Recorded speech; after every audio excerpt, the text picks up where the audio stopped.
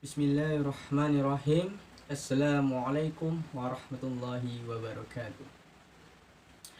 Alhamdulillahirabbil alamin wa bihi nasta'inu umuri waddin. Wassalatu wassalamu ala asrafil anbiya'i wal mursalin. Amma ba'du. Perkenalkan, nama saya Rizky Pramudia Indi. Saya berasal dari Fakultas Agama Islam Universitas Ahmad Dahlan Yogyakarta.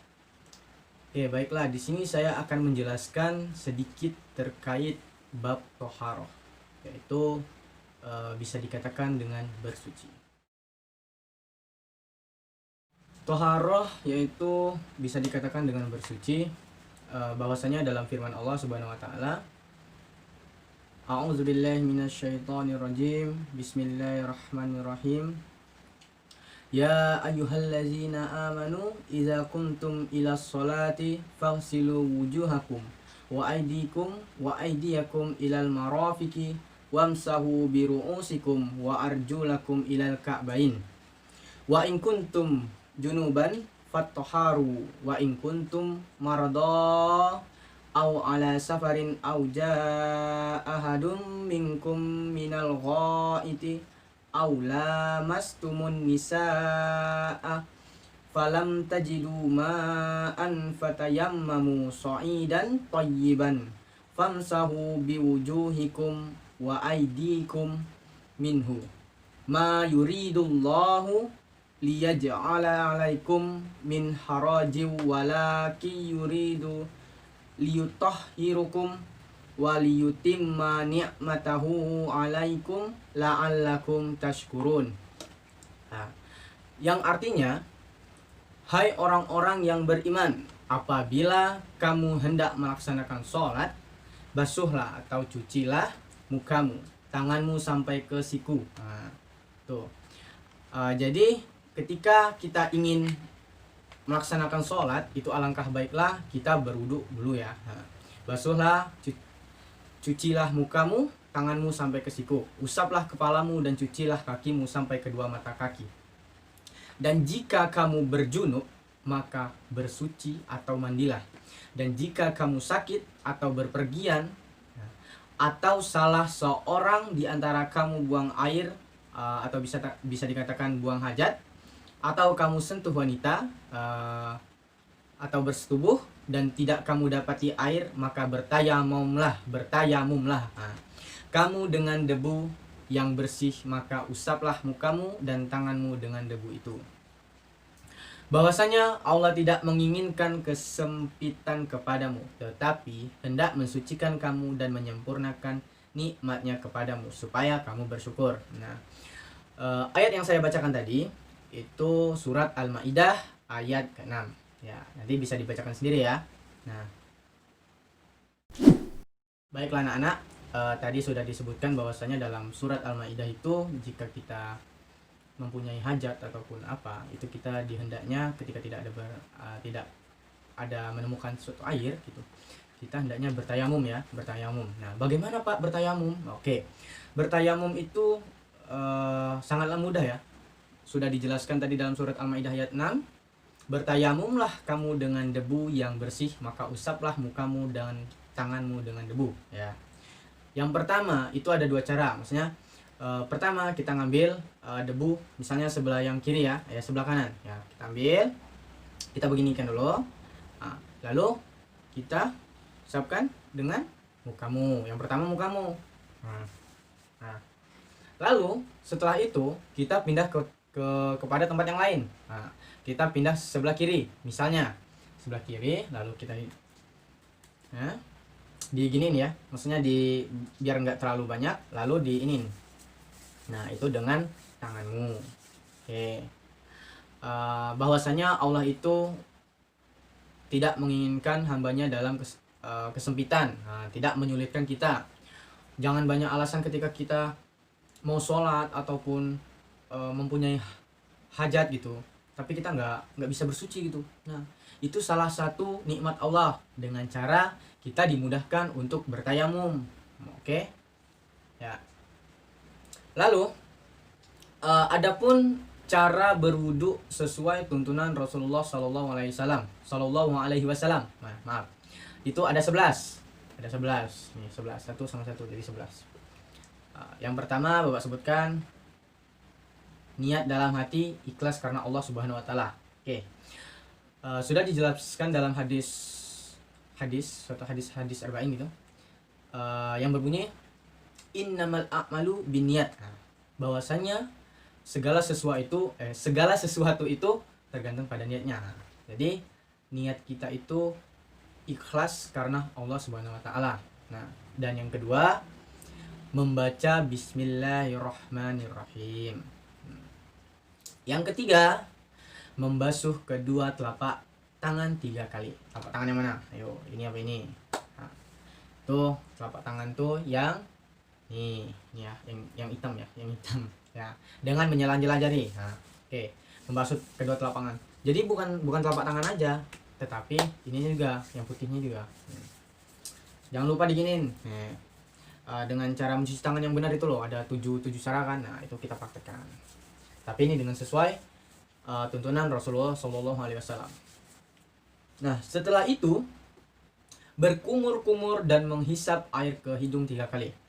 Bagaimana itu berkumur-kumur, Pak? Berkumur-kumur itu kita ambil air gitu kan. Ya, kita ambil air aja secukupnya, ditampung gitu. Buang. 3 kali lalu langsung ke hidung. Nah, hidung. Nah, jangan lupa kita menghirup air itu ke dalam hidung. Karena apa? Nah, biasanya kan di dalam lubang hidung kita ya, maaf ya. Dalam lubang hidung kita itu kayak banyak kotoran ya, maksudnya banyak virus. Nah, ketika kalian bersin, itu kan bersin kan sama saja kita mengeluarkan virus-virus, kuman-kuman, kotoran gitu. Nah, bisa disebutkan dengan begitu. Lalu membasuh wajah 3 kali. Membasuh wajah 3 kali itu ya kita membasuh aja 3 kali. 1 kali, jangan langsung 3 kali, 1, 2, 3. Tapi enggak, bukan seperti itu. Kita ambil air, ambil air lagi. Oke, seperti itu. Selanjutnya membasuh kedua tangan hingga siku-siku 3 kali. Nah, kedua tangan, yang pertama yang mana? Kanan atau kiri dulu? Kita ngambilnya yang kanan dulu karena sesuai dengan sunnah Rasulullah Shallallahu Alaihi Wasallam. Yang kanan, ya, sampai siku-siku ya, sampai sini ya, sampai sini. Nah, ini 3 kali. Setelah yang kanan, kita lanjut yang kiri.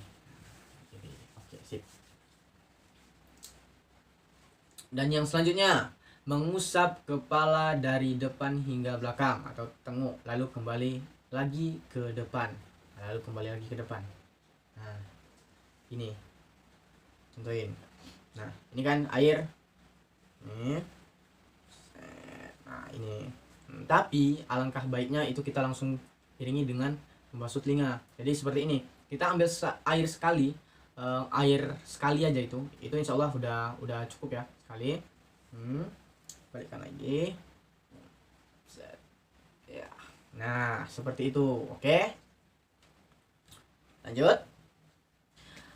Selanjutnya membasuh kedua kaki hingga kedua mata kaki. Nah, itu sampai mata kaki aja ya, jangan sampai atas, jangan sampai lutut. Nah, dengan menggosok-gosok dan menyela-nyela jari kaki, seperti kayak tangan tadi di sela-sela. Nah, itu apalagi telapak kaki itu kan biasanya kan kita kan nginjak kotoran kemana-mana gitu ya.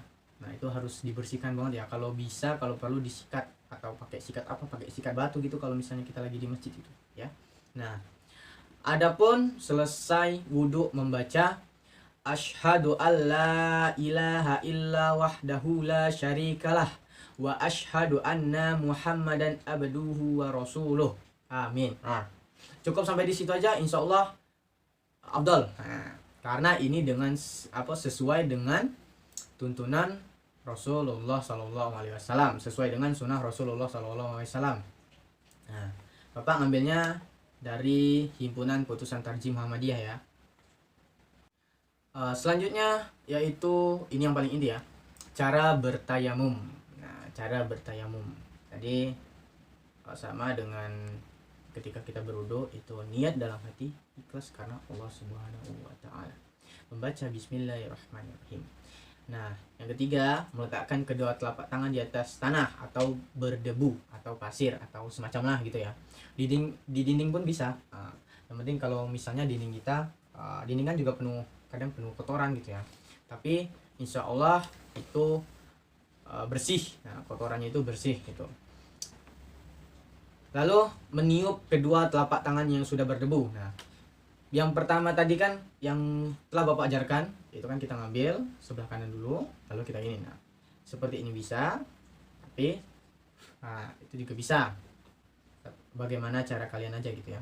Nah, yang pertama, mengusap wajah dengan kedua tangan. Sudah dijelaskan tadi yang pertama.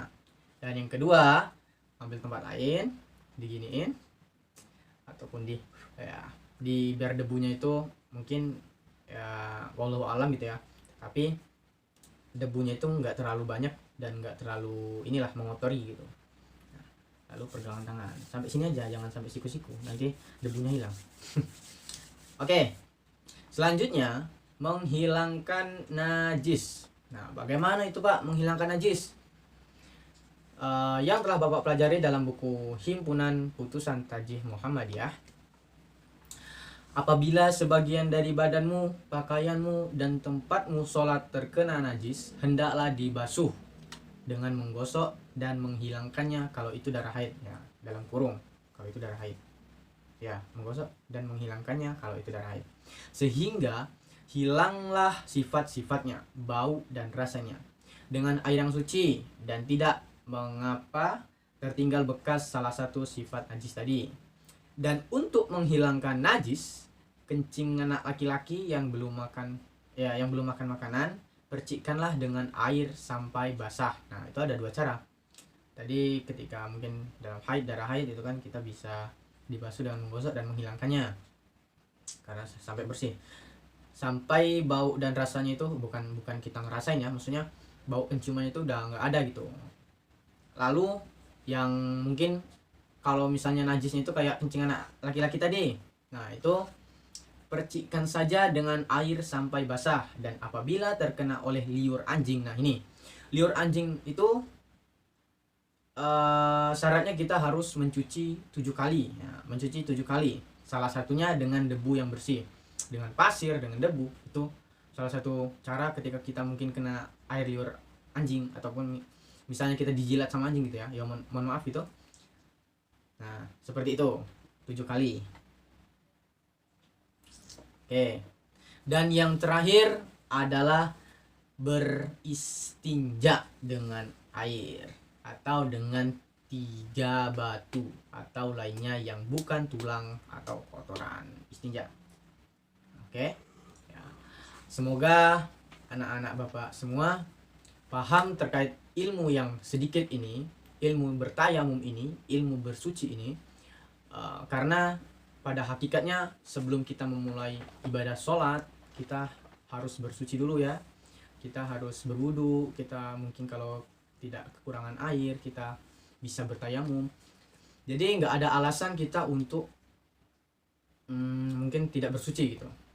Dari hadas, dari najis itu pun bisa kita sucikan dengan cara hal-hal yang tadi. Ya.